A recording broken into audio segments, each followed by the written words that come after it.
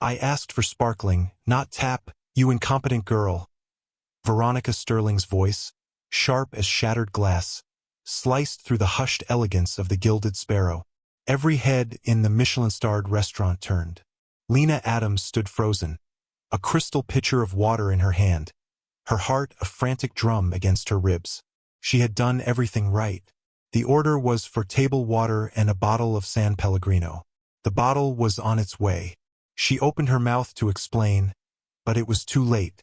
Veronica's perfectly manicured hand shot out, not to strike, but to do something far more humiliating. She tangled her fingers in Lena's tightly coiled hair, yanking her head back with a vicious tug. Are you deaf? Or just stupid? A collective gasp rippled through the dining room. Lena's eyes burned with tears she refused to let fall. Her server's uniform, a simple black dress, suddenly felt like a costume of shame. From a secluded corner booth, Julian Vance watched, his jaw tightening. He was the city's most formidable billionaire, the cold king of a concrete empire, dining alone as he always did. This display of public cruelty was distasteful, an ugly crack in the polished veneer of his world. He was about to signal his security when the waitress, Lena, did something unexpected. She didn't cry. She didn't cower. She met Veronica's venomous gaze with a quiet, unshakable dignity that seemed to radiate from her very soul. As her head was pulled back, a simple silver locket on a delicate chain swung free from her collar. It caught the light, a small, unassuming star against the storm of her humiliation. In that instant, Julian felt a strange, jarring tremor of recognition, a ghost of a memory he couldn't quite grasp. He didn't know it yet, but that woman, that locket, and the injustice he was witnessing were about to dismantle his entire existence and rebuild it into something he could never have imagined. The world of Veronica Sterling was about to come crashing down, and Julian Vance would be the one to light the fuse. Julian's initial impulse was one of annoyance. This scene was a disruption to his meticulously ordered peace. He gestured subtly to the maitre d', expecting the situation to be handled with quiet efficiency. But the maitre d', a man named Gerard who normally exuded unflappable control, seemed terrified of Veronica Sterling, a major patron and a piranha in the city's social waters. He offered only placating murmurs that did nothing to quell her tirade. Julian sighed, the sound barely audible. He stood, his 6'3" frame casting a long shadow. "That's enough," he said, his voice a low baritone that cut through the tension. He didn't raise it, but it carried the innate authority of a man who owned half the buildings on the block. Veronica released Lena's hair, turning to face him with a saccharine smile that didn't reach her cold eyes. "Julian, darling, just a bit of trouble with the help." She dismissed Lena with a wave of her hand. Julian's gaze, however, was on Lena. He saw the faint blush of shame on her high cheekbones, the resolute set of her jaw. He pulled out his black Amex card. "Your meal is on me," he told Veronica, a gesture meant to end the conflict swiftly. To Lena, he said, "I'm sure a woman of your caliber can find employment elsewhere. This should help." He offered her a folded $1,000 bill from his wallet. It was a cold, transactional solution, the only kind he knew. But Lena looked from the money to his face, and her eyes, which had held back tears of humiliation, now flashed with a proud, righteous fire. "I don't want your money," she said, her voice steady and clear. "I want an apology, and I will earn my living with my own 2 hands. Thank you." She turned on her heel and walked toward the kitchen, her back ramrod straight. Julian was left standing there, the money in his hand, feeling suddenly vulgar. He had tried to solve a problem of human dignity with a piece of paper, and she had rejected it. She had rejected him. The silver locket had settled back against her collarbone, but the image of it was seared into his mind. He didn't understand why, but he knew he had to see it again. He had to understand the source of her incredible strength. That night he made a call. The next morning, a man named Jay started his first shift as a busboy at the Gilded Sparrow. The world of the Gilded Sparrow from the back of the house was a universe away from the hushed opulence of its front. It was a chaotic ballet of steam, clattering dishes, and shouted orders. Julian, now Jay, felt clumsy and out of place in his ill-fitting uniform. His hands, accustomed to signing billion-dollar contracts, fumbled with stacks of heavy plates. He observed Lena from a distance. She moved with an efficiency that was mesmerizing, a blur of grace and competence. She was kind to the dishwashers, patient with the flustered new chef, and treated everyone with a respect that was utterly foreign in Julian's world of hierarchies and power plays. He also observed Veronica Sterling, who made it a point to dine there 3 times that week. Each time, her target was Lena. She would accidentally spill wine on Lena's uniform, complain loudly about fictional hairs in her food, and leave scathing, insulting notes instead of a tip. Through it all, Lena maintained her composure, her spirit seemingly untouchable. One afternoon, while clearing a table, Julian overheard Veronica speaking to the restaurant's owner, a frail but kind elderly man named Mr. Chun. "The offer stands, Henry," Veronica purred, her voice laced with poison. "Sell to me now. This place is on its last legs. One more bad review, one more incident, and you'll be ruined. My offer will be the only one you get." Mr. Chun just shook his head sadly. Julian began to piece it together. This wasn't just petty cruelty. It was a campaign of harassment. Veronica wanted the restaurant, a historic landmark, and she was trying to bully Mr. Chun into selling it for a pittance so she could tear it down. Lena was not just a random target. She was the most resilient member of the staff, and breaking her was part of Veronica's strategy to break the restaurant's spirit. The stakes were far higher than a rude customer. This was about a woman's livelihood, a man's legacy, and the soul of a neighborhood. And Julian, disguised as a humble busboy, was standing right in the middle of it. A week into his charade, a torrential downpour trapped the late-shift staff after closing. The power flickered and died, plunging the kitchen into darkness, save for the emergency lights and the glow of their cell phones. It was just Julian and Lena, tasked with doing a final inventory in the dry goods pantry. The space was small, the shelves packed high with sacks of flour and oversized cans of tomatoes. The intimacy was unnerving. For the first time, they spoke not as a waitress and a busboy, but as 2 people sharing a quiet moment. "You handle her well," Julian said, his voice softer than he intended. Veronica Lena was counting bags of lentils, her brow furrowed in concentration. She paused, a weary sigh escaping her lips. "It's not about handling her. It's about not letting her poison touch you," she said. "My mom used to say, you can't control the mud people throw, but you can refuse to let it stick." He found himself wanting to know more about this mother who had imparted such wisdom. "She sounds like she was an amazing woman." Lena's hand instinctively went to the locket at her throat. "She was," she whispered, her voice thick with emotion. "She was a nurse, the kind of soul you'd ever meet. She worked so hard. For me and my little sister, Maya." She hesitated, then seemed to decide that Jay, the quiet, hard-working busboy, was safe. "Maya, she's sick. She needs a special surgery, and it's expensive. This job, the tips, it's all for her. That's why I can't quit. That's why I have to let the mud slide off." She looked at him, her eyes glistening in the dim light.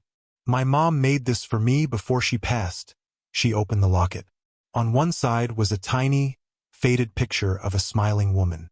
On the other, a microscopic, intricate carving of a nightingale. Julian's breath hitched. He knew that carving. His own mother, a talented artist before she married into wealth and society, had a private obsession with carving miniatures. The nightingale had been her signature. "My mom. She passed away too," Julian found himself saying, the confession raw and unplanned. "She taught me that real strength isn't about how hard you can hit, but how much you can endure and still be kind." In that cramped, dark pantry, surrounded by the scent of spices and rain, the chasm between the billionaire and the waitress disappeared. They were just 2 people, sharing a profound grief and an unspoken understanding. A bond, fragile but true, had been forged. Julian knew then that his mission was no longer just about curiosity. It was about protecting this woman and the light she carried. The next day, driven by the revelation of the nightingale carving, Julian tasked his private security team with a discreet investigation into Veronica Sterling's business dealings and any connection she might have to his family's past. The results came back faster and were more chilling than he could have imagined. Veronica wasn't just trying to acquire the Gilded Sparrow. She was orchestrating a hostile takeover of the entire block. Using a shell corporation, she was systematically devaluing properties through sabotage and intimidation. The Gilded Sparrow was the linchpin, the last holdout. The report detailed her methods: bribing a health inspector to file false reports, hiring people to write dozens of fake negative online reviews, and even staging a small electrical fire in the restaurant's back alley. It was a criminal conspiracy, far beyond the scope of a mere socialite's tantrum. But there was a more personal, more sickening discovery. The head of Veronica's shell corporation, a ruthless acquisitions lawyer, was a man Julian's father had once done business with, a man his mother had despised. She had called him a vulture, a man who would feast on the misfortune of others. And there was more. The report included a file on Lena's mother, Alara Adams. She had been a private nurse during his own mother's final, prolonged illness.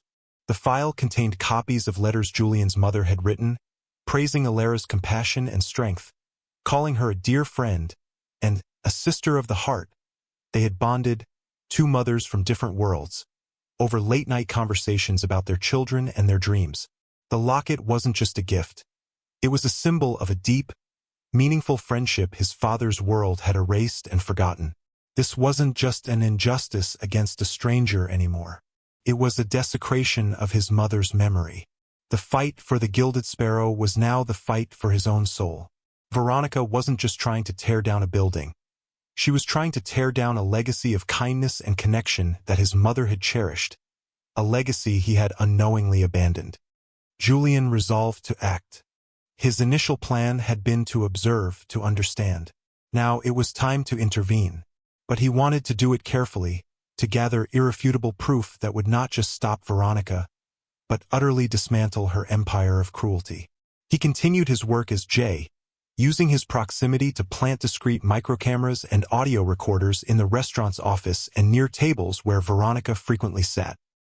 He worked with a quiet fury, his every action now imbued with a sense of righteous purpose. He saw Lena struggling, the weight of her sister's illness and Veronica's relentless campaign pressing down on her. One evening, he saw her in the alley, her shoulders shaking with silent sobs after Veronica had publicly accused her of watering down the wine.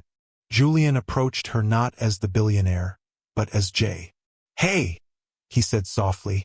"Don't let her win." She looked up, her face streaked with tears.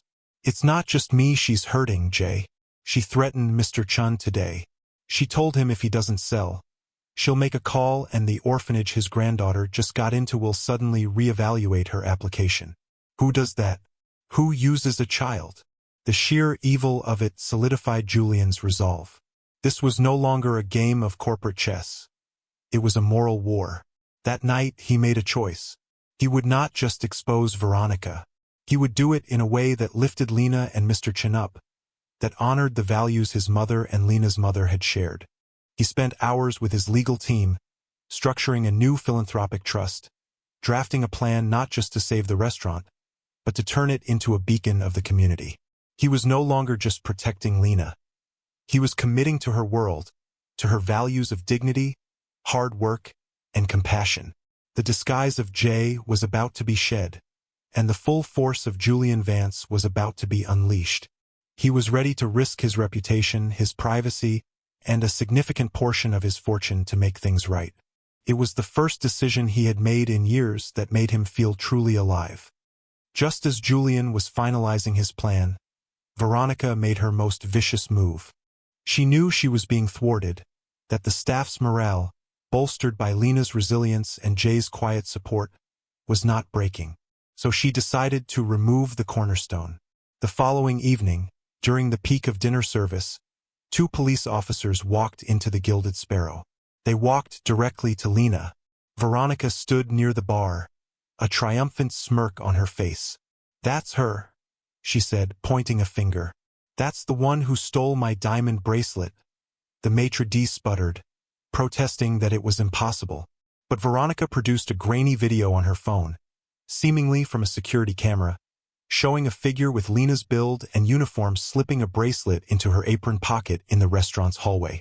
"I have it right here," one of the officers said, pulling Veronica's glittering bracelet from a small evidence bag. "We found it in her locker." Lena stood in stunned silence, her face a mask of disbelief and horror. I didn't," she stammered, looking around for help, for someone to believe her. Her eyes found Jay's, and in them he saw a desperate plea. He started to step forward to shout that it was a lie, a frame-up. But before he could act, the officers were handcuffing her. The metallic click echoed in the suddenly silent restaurant. As they led a weeping Lena away, Veronica approached Mr. Chun, a contract and a pen in her hand. "Sign it, Henry," she hissed, her voice low and menacing. "Sign it now, or I'll make sure that girl never sees the light of day. I'll bury her in legal fees. Her sister will never get that surgery." Defeated, his shoulders slumped, Mr. Chun took the pen and signed away his family's legacy. Veronica had won. Everything seemed lost. Julian stood frozen amidst the wreckage, the weight of his guilt crushing him. He had waited too long. His caution, his desire for the perfect plan, had cost Lena her freedom and Mr. Chen his dream. 2 days later, Veronica Sterling stood at a podium erected inside the now-shuttered Gilded Sparrow. The room was filled with journalists, city developers, and socialites, all gathered for the grand unveiling of her latest project. Sterling Tower, she beamed under the bright lights, a vision of corporate triumph. "It is with great pleasure," she began, "that I announce a new era for this historic location. An era of luxury, of progress." The heavy oak doors at the back of the room swung open. All heads turned. Julian Vance strode in, not as the disheveled busboy Jay, but as the man on the cover of Forbes magazine. He was flanked by 2 of the city's top lawyers. A hush fell over the crowd. Veronica's smile faltered. "Julian, what are you doing here?" "I'm here to correct a mistake," Julian said, his voice amplified by a microphone his team had set up. He walked to the front of the room, his eyes locked on hers. "For the past few weeks, I have had the privilege of working here at the Gilded Sparrow. As a busboy, a wave of murmurs swept through the room. And in that time, I have witnessed not progress, but a campaign of criminal intimidation, blackmail, and fraud, all orchestrated by you, Veronica." He gestured to a large screen behind the podium. "Roll the footage." The screen lit up with crystal-clear video and audio from Julian's hidden cameras. The audience saw Veronica bribing the health inspector. They heard her on the phone, hiring people to post fake reviews. They saw her threatening Mr. Chen's granddaughter. Then, the final piece of evidence appeared. A high-resolution video of Veronica's own personal assistant, paid handsomely for his testimony, planting the diamond bracelet in Lena's locker and confessing to doctoring the security footage on Veronica's orders. Gasps of horror filled the room. Veronica's face went white. At that moment, the oak doors opened again. Lena walked in, no longer in handcuffs, but standing tall and proud. Beside her, 2 uniformed officers moved purposefully toward the stage. "It's all lies. A fabrication," Veronica shrieked, her composure shattering completely. But no one was listening. The evidence was absolute, her downfall televised for the entire city to see. The officers reached the podium and quietly informed her she was under arrest for conspiracy, fraud, and filing a false police report. As they led her away, a sobbing, pathetic mess, Julian turned to address the stunned crowd. But he wasn't looking at them. He was looking at Lena. "The real story isn't about her," he said, his voice now gentle. "It's about the people she tried to destroy." He held up his phone, projecting a new image onto the screen behind him. It was a close-up of the nightingale carving from inside Lena's locket, next to an identical carving from one of his mother's old sketchbooks. "This mark," he said, his voice thick with emotion, "was the signature of my late mother, an artist. She gave a locket just like this to a nurse who cared for her with incredible kindness in her final days. A woman who became her dear friend. That nurse was Alara Adams, Lena's mother." He finally looked at Lena, whose hands had flown to her mouth, her eyes wide with tears of revelation. "My world collapsed when I saw this necklace," Julian confessed, his voice breaking slightly, "because I realized I had built my life in a world of cold transactions, the very world my mother tried to escape. I had forgotten her most important lesson, that our true wealth is in our connections to one another." He turned back to the reporters. "As of this morning, my foundation has purchased this property from Mr. Chun, voiding the fraudulent contract, for 10 times its market value. We will not be building a tower. We will be restoring the Gilded Sparrow, and its profits will fund a new citywide program providing free, top-tier medical care for the children of service industry workers. The program will be named the Alaravance Foundation." He walked over to Lena. "And," he said, taking her hand, "the Gilded Sparrow will be run by its new general manager, Ms. Lena Adams." 6 months later, the restaurant, now renamed the Nightingale's Garden, was the most beloved spot in the city. It was more than a restaurant. It was a community hub, a place where warmth and dignity were served with every meal. The staff were now partners, sharing in the profits. Mr. Chun, happily retired, could be found at his regular table by the window, beaming with pride. In a sunlit corner of the dining room, Julian and Lena watched the bustling lunch service. Lena's sister, Maya, her surgery a complete success, was sitting at the bar, laughing as she learned how to polish glasses from the friendly bartender. Maya's laughter was the most beautiful sound Julian had ever heard. He was no longer the city's cold king. He had sold off the most ruthless divisions of his company, pouring the capital into philanthropic ventures. He spent his days here at the restaurant, sometimes even bussing tables when they were short-staffed, much to Lena's amusement. Lena, in a stylish but practical manager's dress, was a natural leader, her innate grace and strength now given the space to flourish. She leaned her head on Julian's shoulder. "Your mother would be so proud of you," she said softly. Julian looked at her, his heart full. He had gone undercover to solve a mystery and had ended up finding himself. He had thought his power was in his wealth, but Lena had taught him that true power lies in how you lift others up. The silver locket, a symbol of a forgotten friendship between two mothers, had bridged the gap between two worlds and built a new one, founded on kindness, integrity, and love. Standing there, surrounded by the quiet hum of happy people, Julian Vance knew he was finally, truly, the richest man in the world. He understood that the greatest fortunes are not held in bank accounts, but in the human heart. What do you think is the most valuable inheritance a person can receive?